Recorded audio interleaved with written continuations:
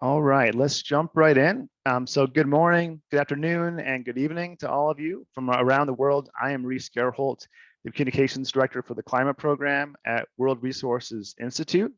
And I would like to thank you for joining today's press call, where we'll be resurfacing key findings from the recent IPCC reports, Working Group 1, 2, and 3, which will underpin the synthesis report that is coming out next Monday. So as you know, this major report on Monday will be the capstone of a many year-long series of climate science papers, collectively known as the Sixth Assessment Report.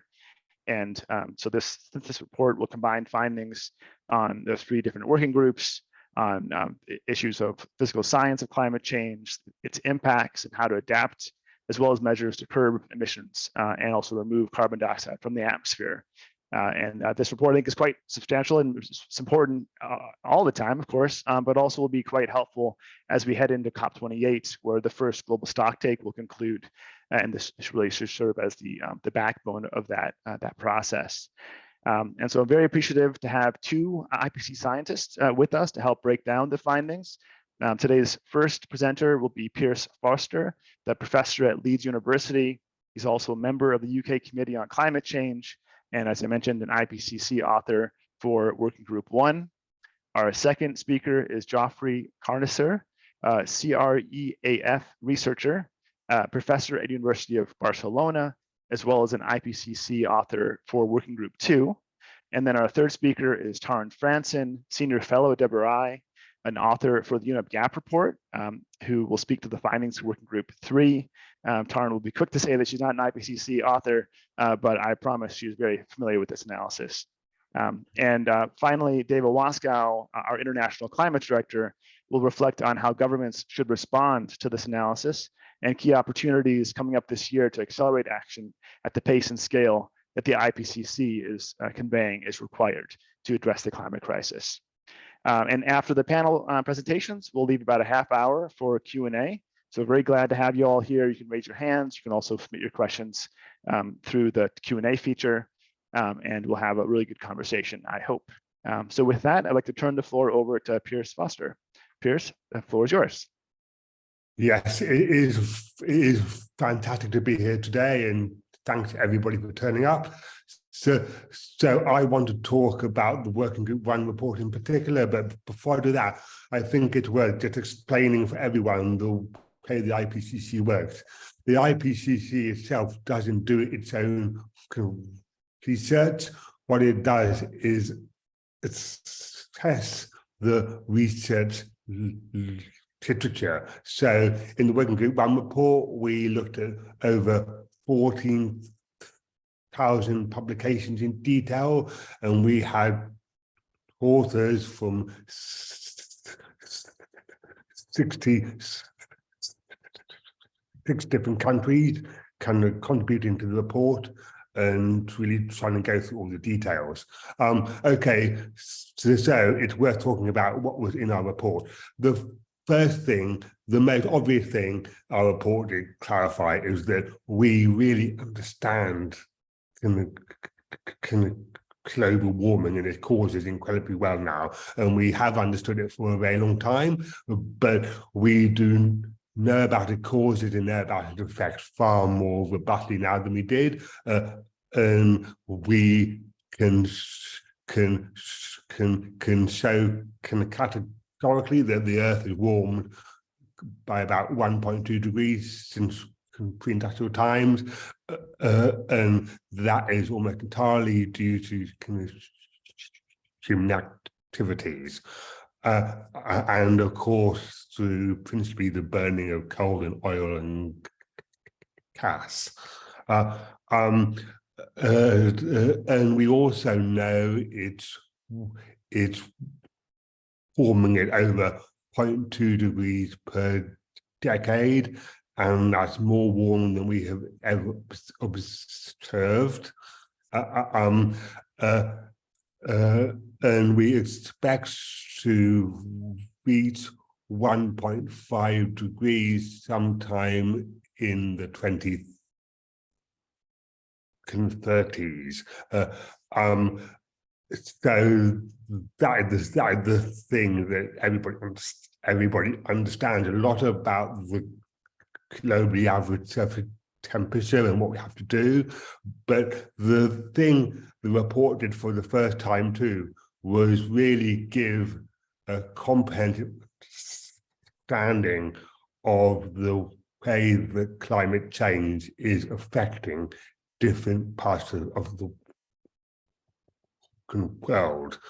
We do know that in all regions of the world, we are seeing an increase in extremes of weather with heat wave, flooding and drought. And we can now expressly say that the increases have been caused by human activities. For example, what heat wave that occurred once in every 10 years during the pre-industrial time would now be 3 times more likely to occur. So we know there's been these big increases in extremes, and we know we have caused that increase in extremes. But and the other kind of pessimistic thing about the report is that these extremes will get worse as temperatures continue to rise, and potentially if we go past 2 degrees in particular, we might reach some critical thresholds for agriculture and sea level increase in things. But I want to emphasize, rather than those slightly depressing and pessimistic aspects in the report, there's also some optimism there too. And the report really confirmed that if we can get our emissions down to net zero carbon dioxide, and we can get there rapidly by making very significant emission reductions over this current decade, then we can prevent surface temperature from going up further, and we can also prevent a lot of those extremes from getting worse. So the extreme changes are very much tied to the surface temperature change. And the report did also show that if we can cut some of these short-lived greenhouse gases, especially methane, we have the potential to really affect the rate of temperature change as well in the relatively near term, and also improve things like air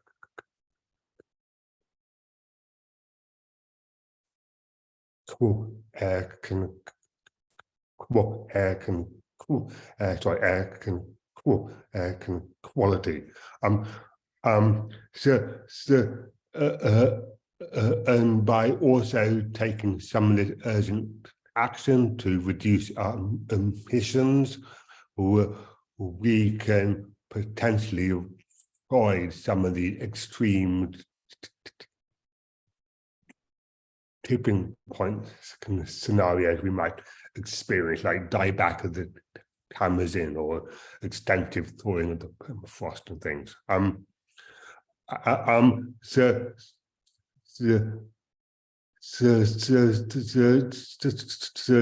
just to end on this one question that keeps coming up about if 1.5 degrees is still achievable. the report did indicate that whatever we do, we are going to see an increase in temperature from where we are currently. So we're at 1.2 currently, and temperature will go up to 1.2, and the most optimistic pathways, if we do take this urgent emission reduction, do roughly touch 1.5 degrees, but they don't necessarily go above 1.5 degrees. But this is conditional on really taking this very near-term urgent action, and if we don't can radically change, we will go past 1.5 degrees in the early 2030s, and we're also potentially go past 2 degrees as well. Yes, so with that, I'll end and pass back to Reese. Thank you. Thank you very much, Pierce. And you packed a lot of important information in just a few minutes there. So I really appreciate that idea that the world's already warmed 1.5, 1.2 degrees every decade, and the risk of 1.5 being breached in 2030, but also the chance to limit temperature rise to that 1.5 goal if we take really concerted action. So I really appreciate those top level points. And I would now love to turn the floor over to Geoffrey Carnesser. Thank you. Hello, good evening, everyone. I will provide a short summary on the content of the report made by Working Group 2. I have some supporting slides that I will share now. Hope that you can see well. It's clear? Good. Thanks. Yeah. Okay. So basically, the Working 2 report, as you know, covers the impacts of climate change, the vulnerability of human populations and ecosystems, the observed and projected risks for the next decades, and which are the adaptation options and how we can improve our socioeconomic systems to achieve climate resilient development pathways. Basically, we report in this new assessment that climate change, including the more frequent and extreme events that Pierre was mentioning, has caused widespread impacts on nature and people, and this is clearly beyond natural climate variability. So we report already reversible impacts beyond the ability to adapt of natural and human systems. I can show you an example. For instance, the report in the summary for policymakers reports the first global extinction of a mammal species, this rat that lives near, well, used to live near Papua New Guinea. And we also report a lot of more than 40,000 studies on impacts of climate change and vulnerability, as you can see here, covering all the globe. Referring to biodiversity, the impacts, more than half of the species have already shifted poleward, as you know, or altitudinally, and we report hundreds of local losses of species driven by increases heat and drought impacts, as well as mass mortality events that are becoming much more frequent. Here you see on the right that we analyze a database of more than 100,000 species, and we assess the future risks for biodiversity. And in line with all the comments by peers, all the scenarios that imply strong global warming levels beyond the Paris Agreement, we see important risk of extinction in all the groups. Here I can show you a brief visual summary, but basically, as you can see, for both terrestrial ecosystems or marine groups, beyond the global warming levels of the Paris Agreement, that you can see here a substantial increase in extinction risk at 3 degrees Celsius. in terrestrial and marine ecosystems. So the report implies a call to urgent action also for the impacts on biodiversity and human societies. The risks are not only on biodiversity impacts, so ecosystems have been impacted, and we see severe risk for ecosystem structure, as you can see here, for tree mortality events, for wildfire increase that is changing with climate change, and for key ecosystem services for climate change, global security, as carbon sequestration by terrestrial and marine ecosystems. As you can see in this graph, at the current global warming levels, all these processes are already impacted by climate change with high confidence. Biome shifts are also covered in this report, and we see again that beyond 2 degrees Celsius, there's a strong risk that important areas, important proportions of global land areas may be affected by biome shifts. So again, strong reductions and strong mitigation is suggested as a good path to avoid generalized biome shifts at the global level. In hotspot areas, hotspot biodiversity areas, we see that are affected by strong rates of climate change. And in this map, you can see how marine biodiversity hotspots are affected by increasing global warming at the global scale.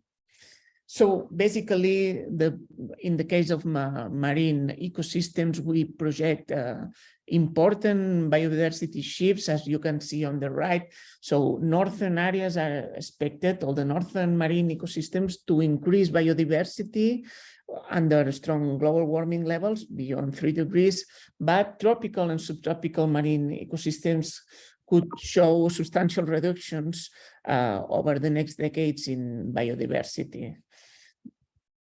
And it's not only biodiversity, it's marine productivity across all the trophic network, from phytoplankton, zooplankton, or fish trophic levels.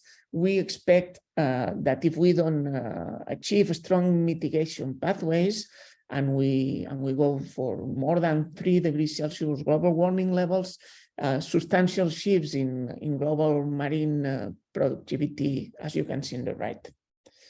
Some ecosystems are more at risk, especially warm water corals, kelp forests, and this is reported in detail. But overall, a high proportion of species is really vulnerable to climate change, and all the effects on key ecosystem services, such as carbon sequestration, indicate that human ecosystem vulnerability are highly interdependent. Basically, the report, to finalize, assess global vulnerability also for human societies, reporting that more than 3.3 billion people live nowadays in contexts that are highly vulnerable to climate change with high confidence. And we provide global maps of human vulnerability to climate change. And some regions are much more vulnerable, significantly more vulnerable, especially Central Africa, South Asia, Central America, and South America, but also some key areas of the Mediterranean basin. We report global maps for key risks for human health and for physical work capacity as well, with important impacts on economic productivity. And we report also increasing shocks in human resources, in key human resources, such as crops, livestock, or fisheries, and the projected risk for all these resources. And there's a specific chapter as well on drought and water.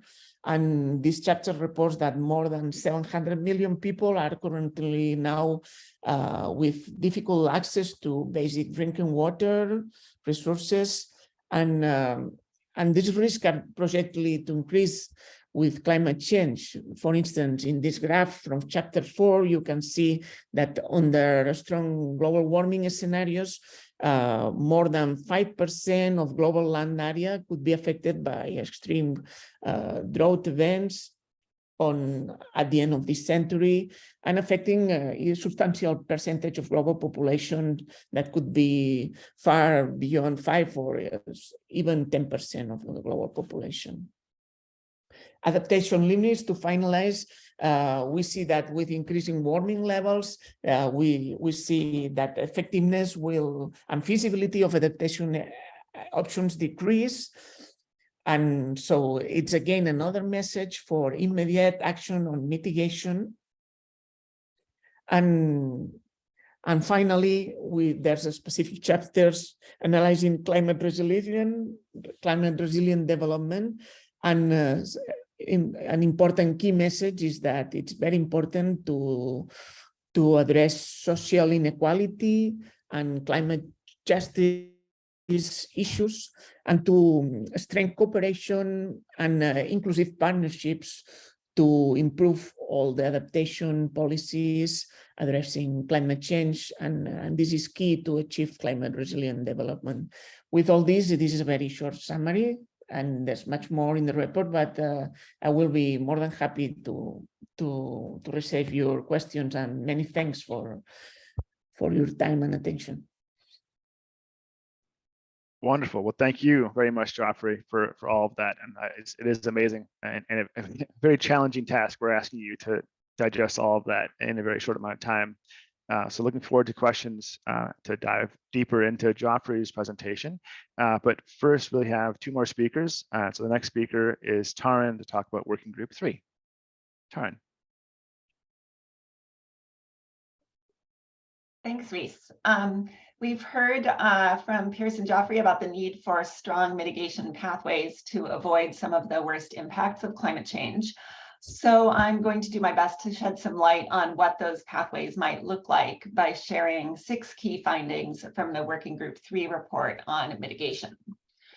First, to limit warming to 1.5 degrees, emissions should peak essentially immediately and fall by 43% by 2030, but instead emissions have been continuing to rise. So Working Group 3 draws on a database of thousands of modeled emissions and temperature pathways that are submitted by researchers from around the world. And it reviews those pathways in order to understand the characteristics associated with different temperature outcomes. That analysis shows that in pathways that limit warming to 1.5 degrees, emissions peak before 2025, so essentially immediately. And in these pathways, emissions also fall 43% by 2030. In reality, emissions have continued to grow and are now more than 50% higher than they were in 1990. The report does point to a modest sign of progress, which is that the annual emissions growth rate has fallen since the previous decade. But as of the time the report was published, emissions were not yet declining, which is what needs to happen deeply and rapidly in order to achieve our global climate goals. Secondly, the report finds that existing and planned fossil fuel infrastructure would blow the remaining carbon budget. The carbon budget is the amount of carbon that can be emitted ever while still keeping warming below a given level. And the Working Group 3 report finds that our remaining carbon budget for 1.5 degrees is around 510 gigatons of CO2, which is less than 9 times our current annual emissions. But the emissions that are associated with existing and planned fossil fuel infrastructure would come in about 67% higher than that budget, and that's before accounting for any other emission sources. So avoiding this outcome would involve retiring existing fossil fuel infrastructure, canceling new projects, retrofitting fossil fueled power plants with carbon capture and storage, and switching to lower carbon fuels. 3, the report finds that it's possible to cut emissions in half by 2030. And to do this, we need rapid and deep transformation across all major systems. Some of the priority transformations identified in the report include scaling up clean energy, doubling down on innovation to decarbonize industry, incentivizing green buildings, redesigning cities and shifting to zero or low carbon transport, and conserving ecosystems and improving food systems. Many of these actions either pay for themselves or cost less than $20 per ton, and they can also promote sustainable development. So for example, conserving natural landscapes can support nearby households' livelihoods, increase food and water security, and protect biodiversity. But without careful design, some of these actions also have the potential to generate unintended consequences that would disrupt local economies and exacerbate inequities. So these situations need to be managed through careful and inclusive and transparent decision-making in order to avoid such unintended consequences and build support for the kind of climate action that we need to see. Fourth, changes in lifestyle and behaviors can play a significant role in mitigating climate change. The report finds that households in the top decile of global incomes, which includes most people in developed countries, are responsible for 36 to 45% of global annual greenhouse gas emissions. And meanwhile, households in the bottom 50% of incomes are responsible for only 13 to 15% of global emissions. So if households at the top income levels would shift their consumption, this could reduce emissions by between 40 and 70%. And the types of actions that are involved in shifting consumption include avoiding long-haul flights, eating plant-based diets, reducing food waste, walking and cycling, and using energy more efficiently. The report also finds that achieving universal access to modern energy for the world's poorest would not significantly impact global emissions. Fifth, limiting warming to 1.5 degrees will be impossible without carbon removal. Carbon removal can include both natural solutions like sequestering and storing carbon in trees and soil, as well as technologies that pull CO2 directly out of the atmosphere.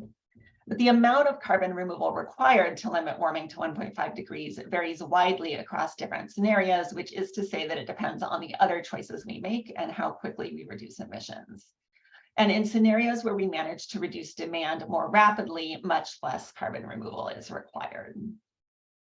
Finally, we need 3 to 6 times as much climate finance per year by 2030 in order to limit warming to 2 degrees, to say nothing of 1.5 degrees.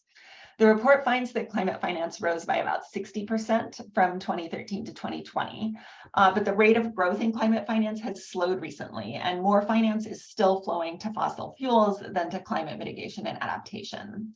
The finance shortfall is widest in developing countries, and fixing this will require clear policy signals, like increasing subsidies for mitigation, pricing carbon, phasing out public finance for fossil fuels, sharing risks between government and private companies, and expanding public climate finance, especially for developing countries. Thank you, and back to you, Reese. Thank you very much, Taryn. I'm hearing a lot of need for system change at a pace and scale we've never seen before to keep our climate targets within reach. So very helpful and pithy remarks there. I appreciate that. All right, we'll go to our last speaker before we go to the Q&A, and that is David Waskow, International Climate Director with WRI. David. Thanks, Reese, and thanks everybody for joining today. I'm going to talk a bit about the policy implications and the political implications also, I would say, of the report that's coming on Monday, and that builds on the 3 working group reports that you just heard from and synthesizes those 3. I think it's very clear what we're facing in terms of potential impacts, the direction of travel. Pierre's noted that without a very significant shift in the direction of travel very soon, that we're likely to blow past 1.5 degrees early in the 2030s. And we heard from Joffrey about the impacts that are going to be faced both by people around the world and also by ecosystems and animals. So really a global set of impacts in the true sense. And given all of that, what we are going to need from a policy perspective is to pull all the levers. We need a transition, a transformation, really across the board. And that means all parts of society. It has to be a fully societal transformation. It means all sectors in the economy. And it means all levels of governance and all actors. This is not a simple matter. It is one that really requires everyone to be all in, and for frankly, for politics, society, economics to shift. There are some policy opportunities coming up that I think are critically important to seize to push forward on what needs to happen. First of all, I'll point to the upcoming COP28, which will be happening in Dubai in late November and December. And a key piece of that COP will be the Global Stocktake, what's referred to as the Global Stocktake, which in part is aimed at assessing where we stand and what are the direction, what's the direction of travel that we need to pursue. But it also should be seen in many ways as a global springboard. It is the moment when collectively countries have to say, this is how we are going to move forward. These are the transformations, the specific ones. For example, rapidly and deeply shifting away from fossil fuels that we need to pursue. So that global stocktake, which culminates at Dubai, is a moment when across sectors, across systems, we need to really articulate the kinds of transformations that the world is going to take. The stocktake will also point forward to the next round of national commitments under the Paris Agreement that countries will be taking. The next round of the 5-year cycle, which doesn't preclude anyone from moving earlier, but the next round of the 5-year cycle under the Paris Agreement will land in 2025. That's when countries need to come forward with those new commitments. Those new commitments will be aimed at 2035. That will be the end date for those. And so I think that the IPCC report is likely to note what needs to happen by 2035 and possibly by 2040. And that is going to be a critical benchmark that needs to be taken on board at COP28 and in the Global Stocktake. I also, there's much more to be said about what needs to happen. I did want to emphasize what was said about just transition and equity in the process. That is something that we absolutely have to, and I think the IPCC reports have shown is absolutely essential to how we address climate change. One of the things that is critical in that domain is that given where we are with emissions, it's clear that mitigation, reducing emissions, is not going to be enough. We're also facing rising temperatures, as Piers pointed out, and that means we have to respond to the impacts that are going to be happening, particularly for the most vulnerable around the world. That means for this year, it's critically important to get the loss and damage fund actually operational by COP28 to agree on the governing instrument for the loss and damage fund. That was agreed at COP27 last year, but we need to make it something that is happening in practice. And honestly, that's part of the transformation that we need as well, is to be able to respond to those serious impacts. And we need to finance adaptation and resilience. We also need to do what we can to prevent severe impacts from overwhelming vulnerable communities and countries. So that's the moment that we find ourselves in, and there are a number of political levers we can pull this year and policy levers, and those need to be aimed at a fundamental and deep and rapid transformation. Thanks. Wonderful. Thank you very much, David, and to all of our speakers for your remarks. We now will pivot over to take questions from journalists. I see some that are already submitted in writing, and we have some hands up as well, but I'll take first these couple of questions via writing, but please do chime in or raise your hands at this point. One question we have, I think maybe David, it might come back to you just really quickly. There's a question here about how this IPCC report release will coincide with a high-level meeting of climate ministers in Denmark to prepare for the COP. And could you tell us what you are expecting from this meeting, or what you would hope from it? Yeah, so this meeting is really in many ways a prelude to COP28. The ministers are meeting to discuss the shape of climate policy making, global climate policy making over the course of the year. That extends beyond the COP, of course, but I think many of the COP issues will be on the table. That includes the global stocktake, very critically important, as I noted.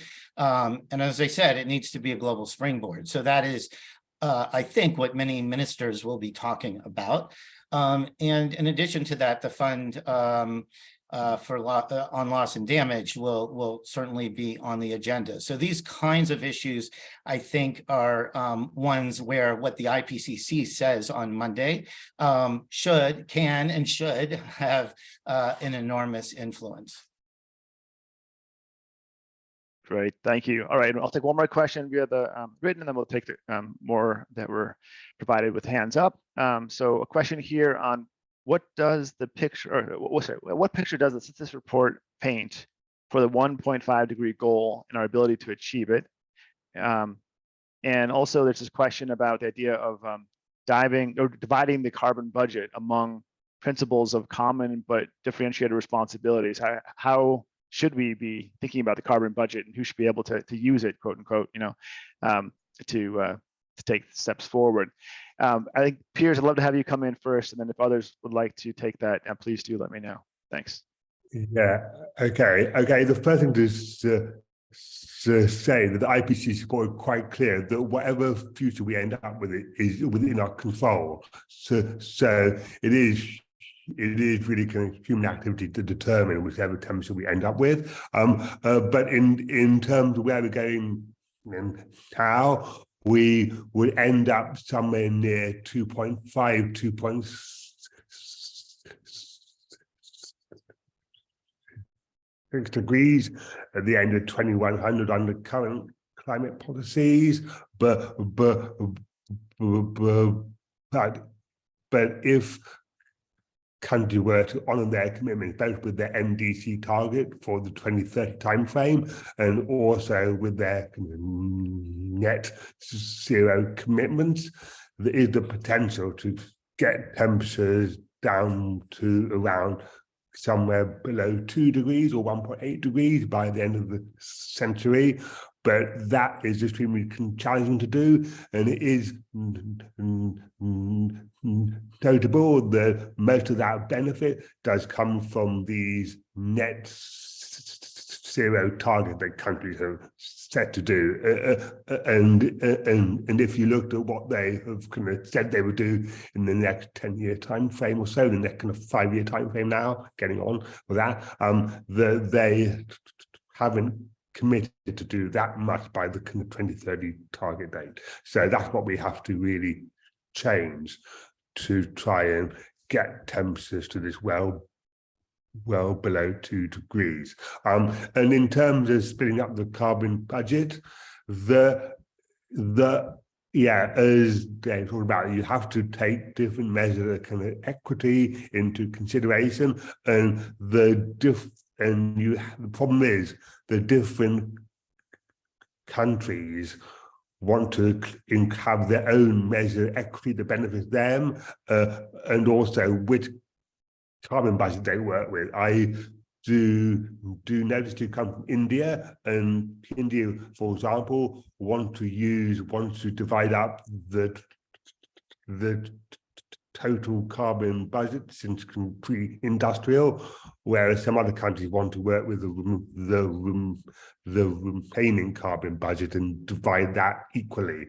The problem is that under a lot of the measures of equity, some countries, particularly the developed one like my own, have already completely exhausted their carbon budget. So it's become very challenging to set targets based on that. And the other thing to point out with this is that we've almost exhausted the 1.5 degree budget. There's only about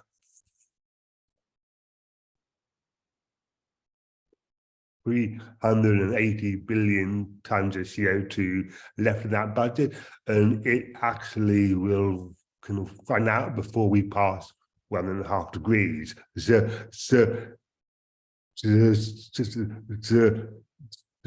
I think really trying to set policy on a kind of very kind of tiny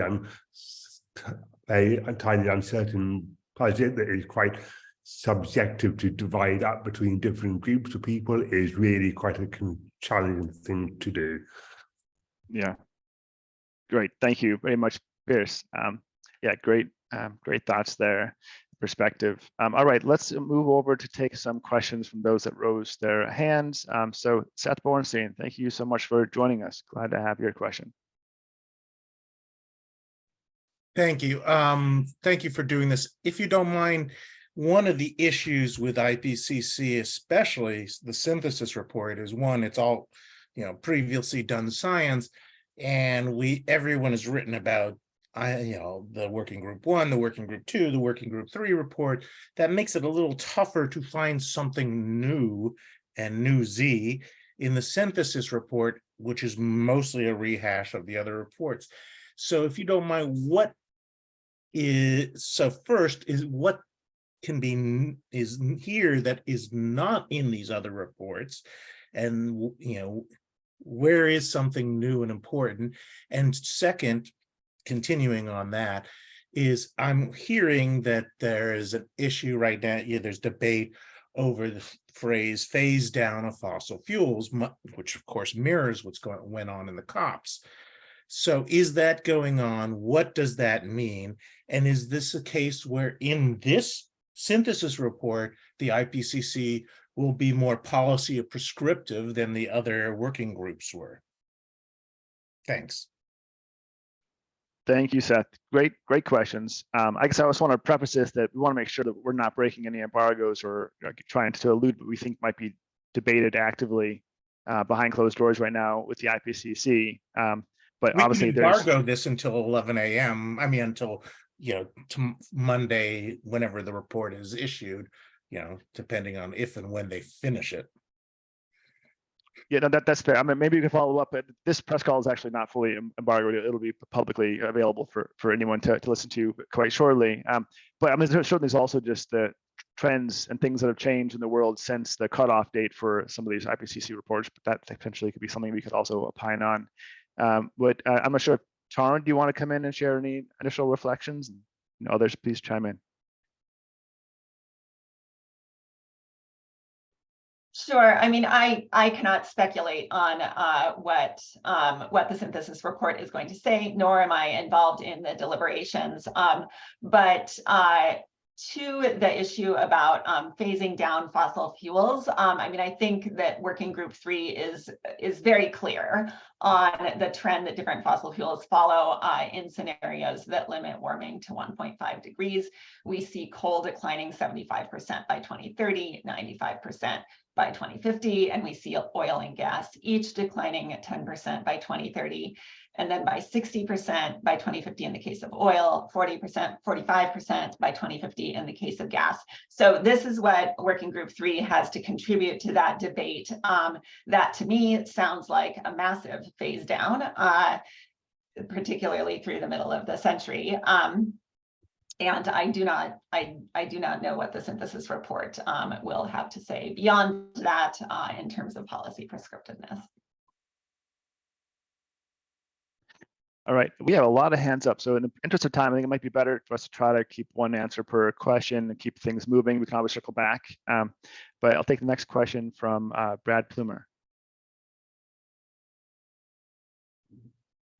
Hey all, thanks so much for doing this. This question is for Pierce. This mention of carbon budgets made me look back at this. So it seems like the Working Group 3 said our carbon budget for staying below 2 degrees is roughly around 1,000 gigatons of CO2. And I was curious, I looked back at the last one in 2013, and it kind of said the carbon budget was about the same, about 1,000 gigatons. So maybe this is some science that I've missed over the years, but has there been something that has sort of extended our carbon budget, or a reason why, what we're looking at today is roughly what we were looking at a decade ago? That seems a little odd, but maybe I just missed something or am misunderstanding it. Yeah, perhaps I can very quickly speak to that. Yeah, there has been quite a significant change in the way we calculate our carbon budget between the fifth assessment report and the current assessment report, and it was brought up. There was an update too in the SL 1.5 degree report where sort of the the science evolved quite significantly. And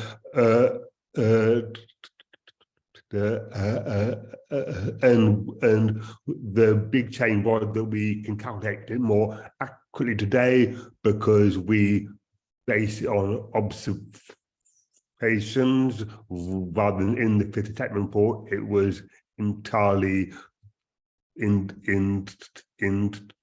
entirely based on our computer simulations. But the actual scientific understanding is quite robust.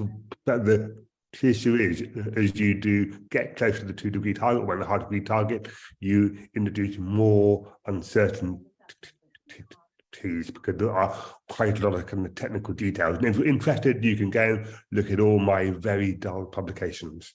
Right.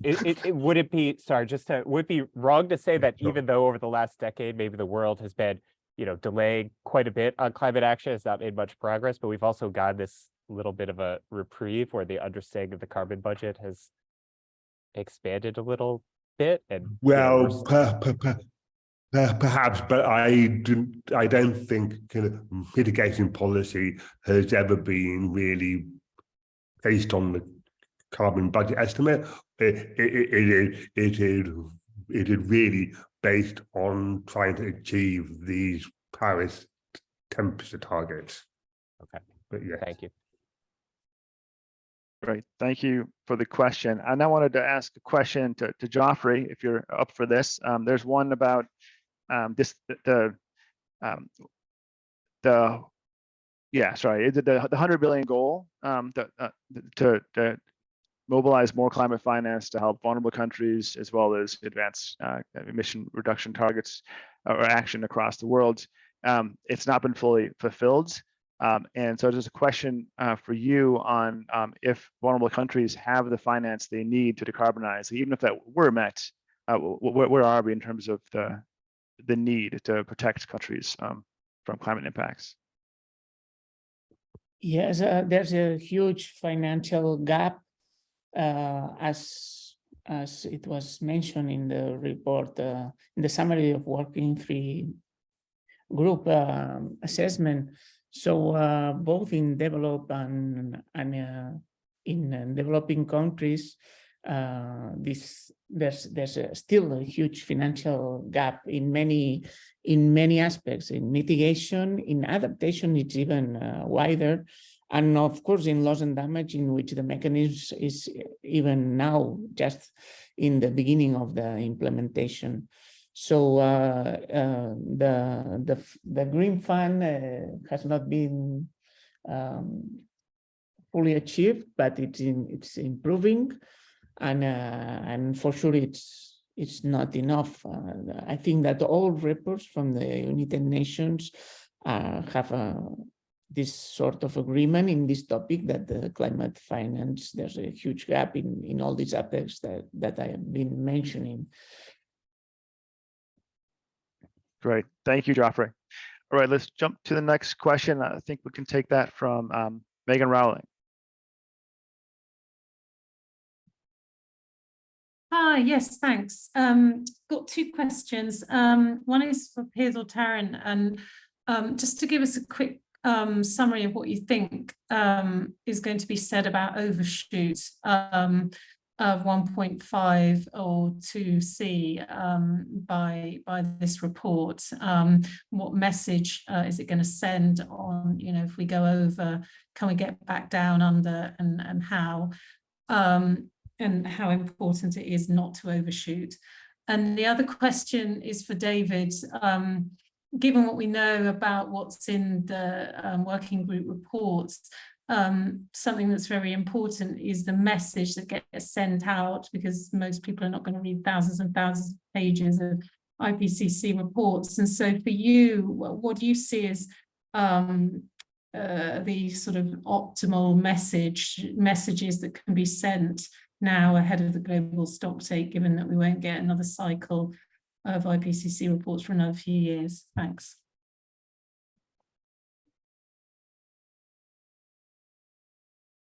Great, thank you. Any volunteers to take that first? I think that Piers, you were mentioned, but also Taryn. Can go ahead, Tara, I kind of talk too much. All right, I'll go first, and then if Pierce wants to supplement, that's great. So the question is about overshooting 1.5 degrees, and essentially, I think this is a really important point to underscore that if we exceed 1.5 degrees of warming, that does not mean necessarily that we stay above 1.5 degrees always and forever. To the extent that we remove carbon dioxide from the atmosphere, it is possible to come back down. But the longer that we stay above 1.5 degrees, of course, the greater the climate impacts that we will experience. And some of those impacts may be irreversible, even if warming does ultimately decline. So essentially what Working Group 3 finds is that limiting overshoot requires all of the same things that you would expect, early, rapid, and deep reductions in emissions, as well as carbon dioxide removal from the atmosphere.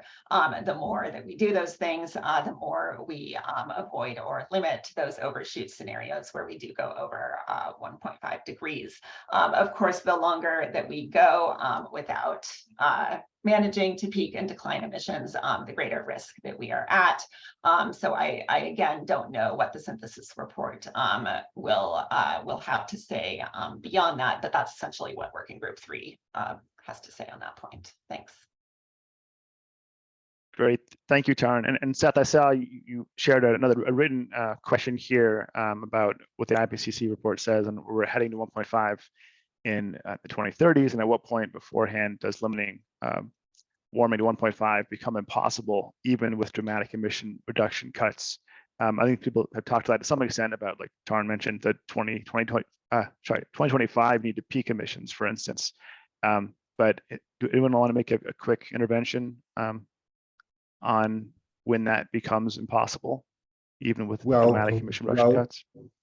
Well, perhaps I can come in out. There are two things to consider. One is the speed we can cut the emission, and the other thing is just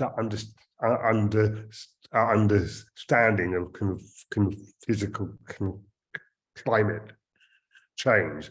I mean, we're in the situation currently that if we're going to avoid passing 1.5 degrees, we still have to have physical climate change partly on our side. There's only a kind of 50% probability that these low emission pathways will keep below 1.5. So we certainly can't guarantee it. And yes, what I will say that the remaining carbon budget will run out in about 4 or 5 years' time. So that is at that particular point, that is where it becomes almost technically impossible, but it's still very much currently. I mean, we still have to change the politics and change the country's commitments to get anywhere close to where we need to be by 2030 or 2035. Thank you, Pierce. That's very, very clear. All right, I think we can go on to the next question. This one for Eric Roston. Hi, thanks everybody. Oh yeah, that's Jake. Thanks everyone. I'm wondering, given the speed of change in the Earth system itself, in impacts and in policy, like how should a skeptical reader look at the report in terms of not what's out of date in each of the 3 working group sections, but something in that general direction, I guess I'll just leave it there for interpretation, like what should be treated skeptically because of the long time frame nature of the report. Thanks. Great question. Maybe Joffrey, just to mix things up, we can come to you on working group 2. Love to hear your what you've seen. Yes, it's difficult to guess from an skeptical point of view what you might expect. First, with current implemented policies and indices, we go according to the report to a scenario of 2.6 degrees of warming, with some variability, of course.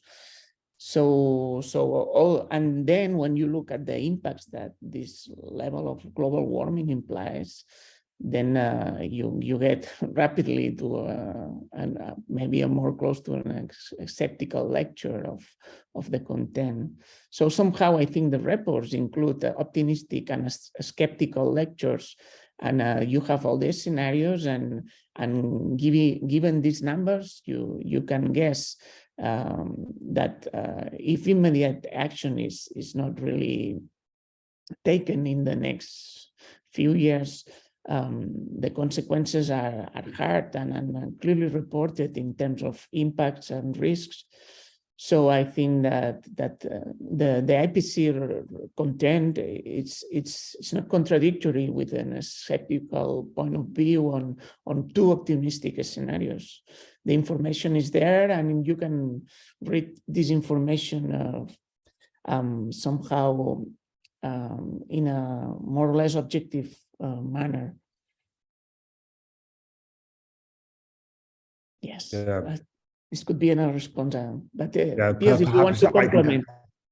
Perhaps I Well, can add. if I could just for a moment, Pierce, for Always. show of hands, how many of you can stay a little bit over the hour to answer a few more questions? I'm not sure if you have. Yeah, some of you, a little bit. Okay, sounds good. Yeah, please, Pierce, go ahead. I know, if you have other things to get through, then I don't have to. But what I would say is a lot of the conclusion from the IPCC report to talk about things that have to happen in the 2020, this kind of critical decade. But I think the question is we're already getting quite far into this critical decade, and we're really not beginning to see that critical action. So that is a thing that I think I might investigate, kind of personally. Mm-hmm. Right, thanks. And yeah, I guess, Megan, we didn't come back to one of your other questions you surfaced, so I did want to pose that to David. So thinking about COP28 and what policymakers should be keeping in mind, how should this inform their thinking? I'm not sure if you want to go expand on that a little bit more.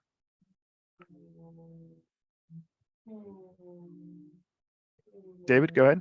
Okay, great. Thank you. Thank you for the question, Megan. I think there are several things that are important in terms of the translation from IPCC to COP28. One is around transformation, which we've spoken to a bit. And I think we often talk about it in terms of speed, but I think it's also important to think about it in terms of depth. It's not enough to have our oars very fast skimming the surface. We need to actually have our oars go much deeper into the water to achieve the change that we need. Second thing is what needs to happen over the course of this next decade. As I mentioned earlier, the next commitments under the Paris Agreement will have an end date of 2035. And so hopefully we will see some direction from the IPCC in terms of what needs to happen in that kind of time frame. The third thing is, I think that the IPCC reports have shown that there are tools available, many of the tools available that we need, not all of them, but many of them. And that's true not only with emissions reductions, whether it's with energy or transport or what have you, but also with adaptation. Working Group 2 really points to the ways in which we can go about building resilience. to climate impacts. But that's going to take finance, and the IPCC report does point to the essential need for finance, both public and private. And the fourth one, I'll just say quickly, is around equity and just transition. There is going to be discussion at this upcoming COP about those issues. It's on the agenda, and there's much in the IPCC report about how not to leave people behind as we transition, but also how to make sure that everyone is able to benefit from the opportunities of the transition. Great. Thank you for that, David. I know we're over time, but we do want to take a couple more questions. And if we don't get to all the questions, I do apologize. Please do follow up with us via email. We'll be glad to support you and respond to you in that way. But I wanted to offer the next opportunity to Adam Vaughn. Hi all, thanks for doing this. Yeah, I just wanted to ask, I guess this sort of follows a little bit on from Steph's question, what you expect, because it's obviously a wrap of what we've already had, what do you expect the narrative to be on Monday? Where do you think the focus will be put? I'm quite struck by Taryn's reminder of the peak emissions message from, pre-2025.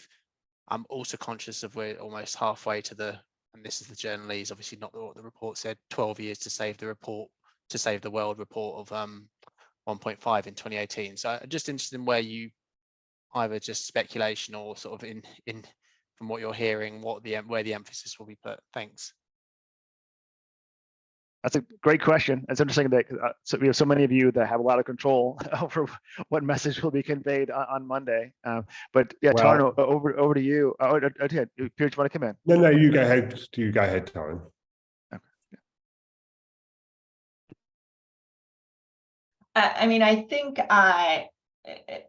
anything that I would say on this would be pure speculation. And as Reese noted, a lot of it is in the hands of those of you reporting on this. And David has highlighted, I think, some of the things that we need out of this report from a policy perspective, including sort of translation of the near-term transformations that need to occur, particularly with a view to 2035 and how we inform countries' next round of targets, as well as the need for just transition and equity considerations.